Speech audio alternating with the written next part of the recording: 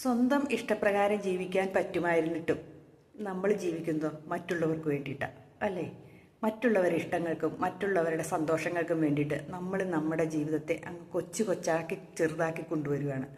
പലർക്കും ചെയ്യുന്ന കാര്യങ്ങളാണ് ഇത്. പലരും മക്കൾക്ക് വേണ്ടിയിട്ടാണോ, ഭർത്താവിന് വേണ്ടിയിട്ടാണോ, അമ്മയ്ക്ക് വേണ്ടിയിട്ടാണോ, സുഹൃത്തുക്കൾക്ക് വേണ്ടിയിട്ടോ ഒക്കെ നമ്മളിങ്ങനെ നടക്കും. നമുക്ക് വേണ്ടിയിട്ട്, നമ്മുടെ ഇഷ്ടങ്ങൾക്ക് വേണ്ടിയിട്ട് ഒന്ന് ജീവിച്ചുകൂടായിരുന്നു, ഇല്ലേ?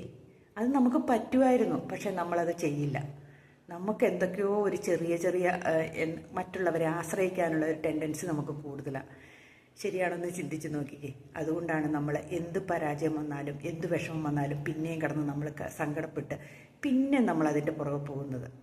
നമുക്കറിയാം അതൊന്നും നടപടിയില്ലാത്ത കാര്യമാണെന്നും അങ്ങനെ ചെയ്യരുതെന്നും അത് പോകരുതെന്നും അല്ലെങ്കിൽ ആ വഴി പോയിട്ടുണ്ടെങ്കിൽ ഒരു വിജയം ഉണ്ടാവില്ല എന്നും ഒക്കെ നമുക്കറിയാം. പക്ഷെ എന്തോ നമ്മളത് ചെയ്യില്ല. നമ്മൾ ആ പഴയ ആവർത്തിച്ചു കൊണ്ടിരിക്കുക തന്നെ ചെയ്യും.